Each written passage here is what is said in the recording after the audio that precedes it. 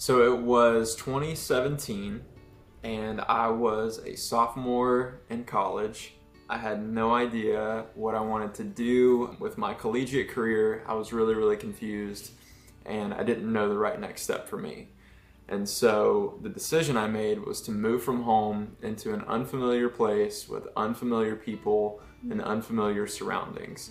And in that entire process of working my way out of this confusion and into potentially doing something new and doing something else, I faced a lot of resistance along the way. And if you know anything about my journey or about Chelsea's story and how we merged together, me moving out of home and me moving away from what was familiar was actually a really big reason for that. I was at Santa Fe College in Gainesville, Florida, and Chelsea and I actually met while I was a freshman, and we attended the same conference in Atlanta, and we felt a lot of connection, and we started dating soon after. And then not too long after that, we both ended up moving to relatively the same region. We can probably all, or at least most of us, relate to how it feels to move away or be away, get away from what is familiar to us. Yeah. And the reason that I just personally wanted to share that with you was because I feel like there are probably many of you watching this who are wanting to do something big or feel like that there's something on the other side of opposition that you might be facing, or that you fear that you will face, or that you have been facing. And today we just wanted to give you encouragement simply to keep pressing in and keep pressing forward, because something that's really special to me is what was on the other side of that story. So I told you the first half, and I told you what things were like before and how hard it was and the opposition I faced. What opposition did you face? Because I don't think you really shared too much. Yeah, I mean, a lot of it was financial. A lot of it was feeling the need to constantly be going to and from home. A lot of it was wondering if I'm actually going to make it out in the real world. Many things like that. Not having any friends, moving to a new city, or if I did have friends, they lived an hour and a half away at the minimum. And so not really knowing anyone. And there was a lot of pressure, and there were a lot of nights where I just thought how much easier it would be to move home, how much simpler it would be to just go back where I'm from. Yeah. And what I realized is that as I pressed through that, and as I just trusted the Lord, and I made it through those kind of harder seasons and the harder times of doing that, of being away from home, what was waiting for me on the other side of that was really incredible. And that was obviously you and our engagement, our eventual marriage, and living in the same home, and now of course our baby, but also even beyond just like the family dynamics, the things that God did in my life, and then those seasons and those times of my life where I wasn't really sure if I was gonna make it, and I like how hard and how difficult the real world is to navigate. And looking back, I think that I developed and grew so much in those times of trusting God and making a decision when the time was right and when it felt right to do it. Yeah, so to give a little bit more perspective from the outside, as is why we want to just sit with you guys in whatever time you're in. Maybe you're waiting on something, or you feel like you're trying so hard to make something work, but you're facing a lot of people who aren't really for you in the decision that you're making, or they just don't understand as to why you're choosing this for yourself. Nick worked several different flooring jobs, so he had like a lot of experience from growing up working in the flooring industry.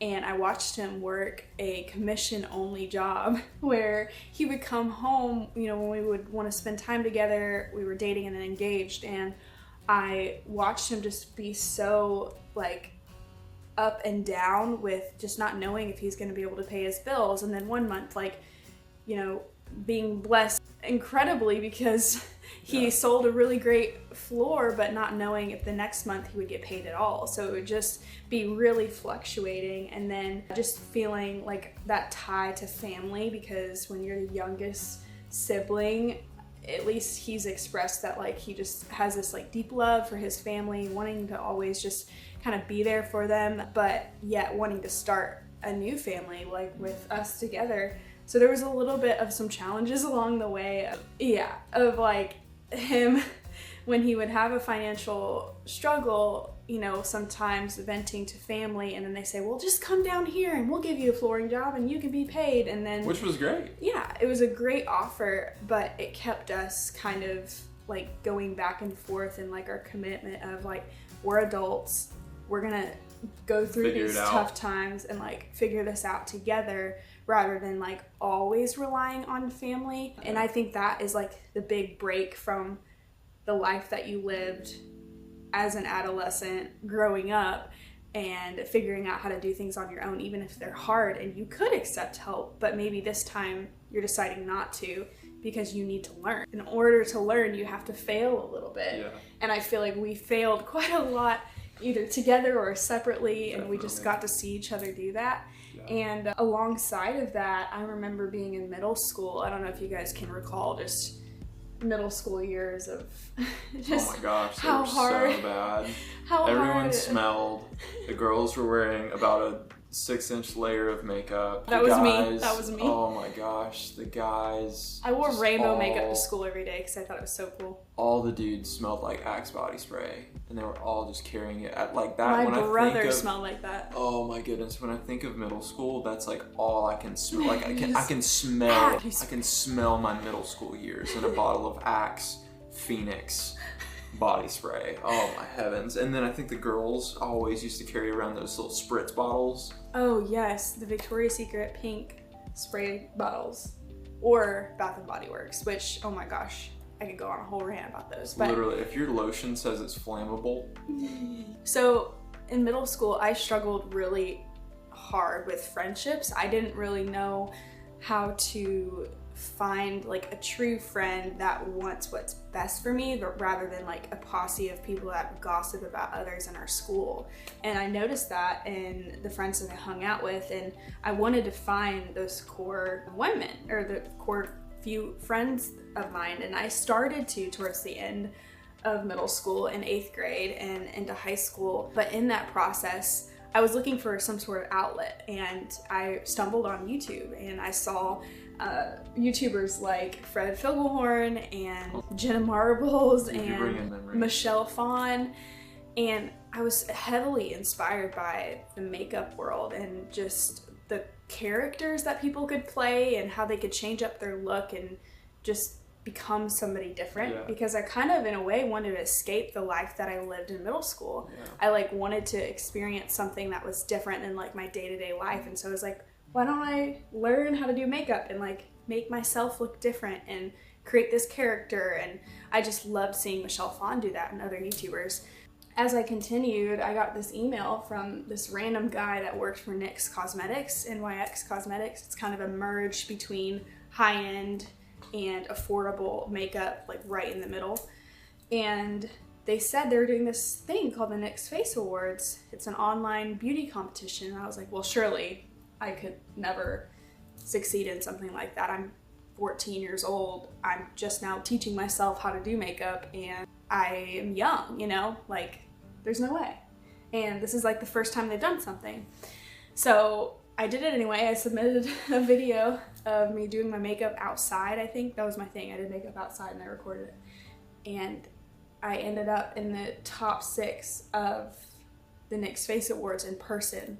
All of the other videos were online submissions. And I just remember, like, now as an adult, 24 years old, that was 10 years ago. That's crazy. 10 years ago, just seeing that in your young years, I feel like we have so many of these dreams and we aspire to leave home. We aspire to step out and do something different than we've always done, or our families have always taught us to do.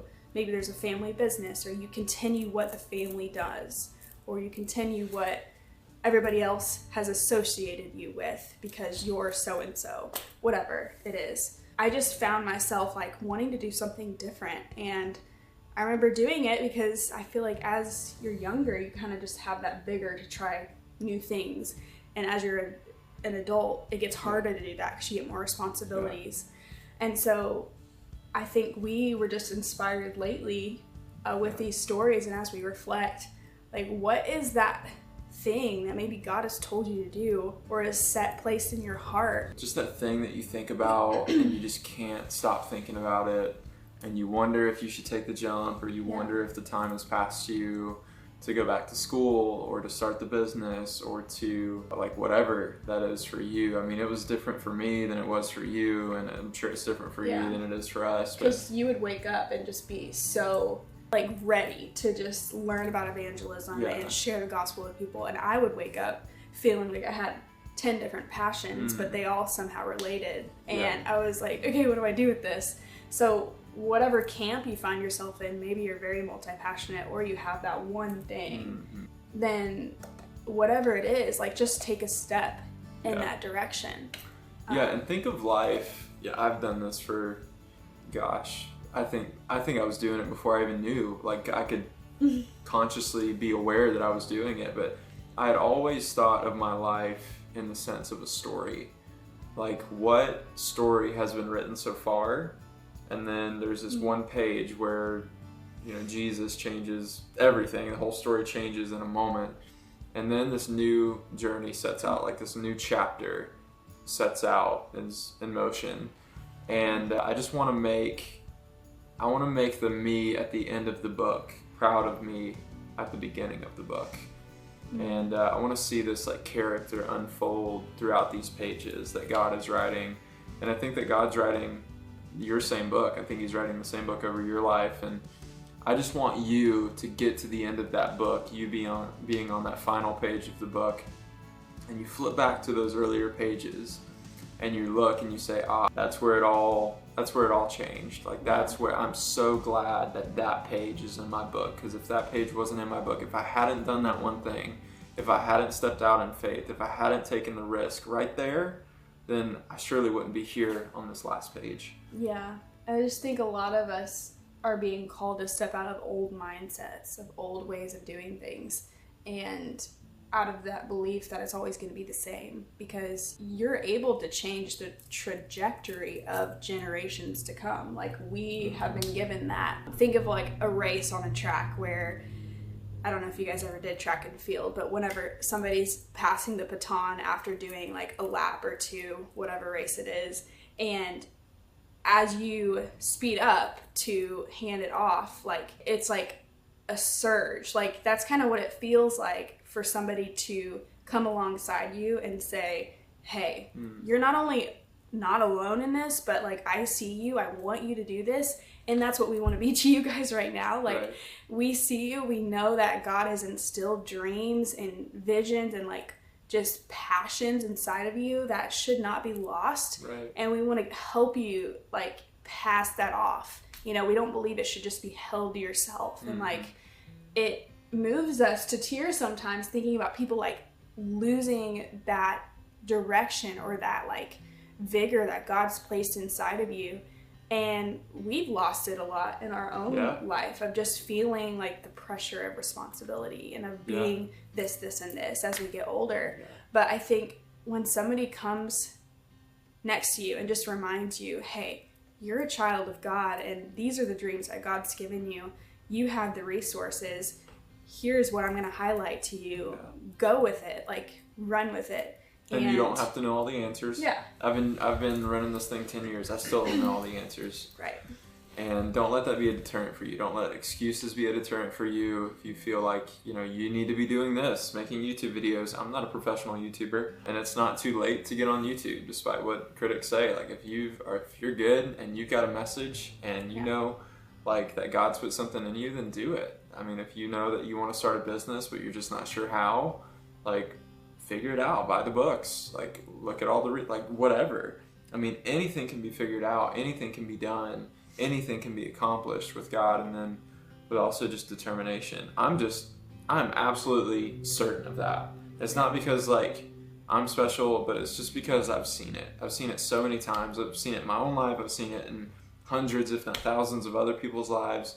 Your life is a walking testimony of that. Like, it's just the truth. With a little bit of help from Google and a whole lot of help from God, you can literally do anything. Yeah, and I think some people also need to dismantle the lie that just because your life may not be as seen as others online or whatever the case, like your purposes are so significant. Like it's hard for me to put into words how much like that is a lie. I believe is like that we need recognition and we need to be seen for everything that we do.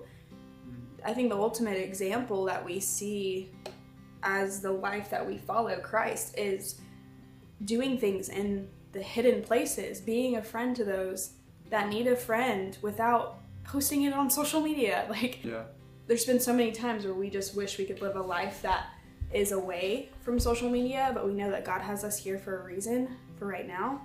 And we just want you to walk into that, no matter if you're seen or if you have a public profile or if you're doing a podcast about it or whatever. You don't have to be seen. Like, God sees you, and that is beautiful. And like, we are storing up treasures in heaven. I want treasures in heaven versus treasures here, versus people recognizing me or applauding me for something I said or did or whatever. And so I think, like, with that in mind, we don't want to make this too long, but I just think step out ultimately. Whatever that is. Just make the jump. Out. Just do it. Like, yes, count the cost, but also think about, like, would you regret more failing or would you regret more not doing it when you're 85? I would regret not doing it versus failing. I would much rather try it and say, like, I did it and fail than and maybe try again and succeed versus, man, I wonder what could have been. Because we notice the process of learning anything is failure. Like, you just get up and you try again or you pivot. And and when failure just becomes part of the process for you, that's where everything will change. It's just like, oh yeah, that didn't work, let's try this. You know, you just try again. But we love you guys. We pray you have a great day and that this resonates with you, and let us know if you enjoyed the type of video. We want to do more things that are just really directed towards helping you where you're at, and we pray it did that today. And I think just being, you know, not too professional, but being like a big brother and a big sister. If I had had someone who was 24 telling me this when I was 14, 16, 18, 19, 20, something like that, man, I would have felt so encouraged and just so full of faith and so full of vibrancy, believing that God could use my life. And I'm grateful that I have those people in my life today, and I hope that you do too. And if you don't, then I hope that we can be those people for you. So let us know if you enjoyed the video, but until we see each other again, peace. Deuces, guys. Bye. What do they say in Germany? What's the German word for bye? Auf Wiedersehen.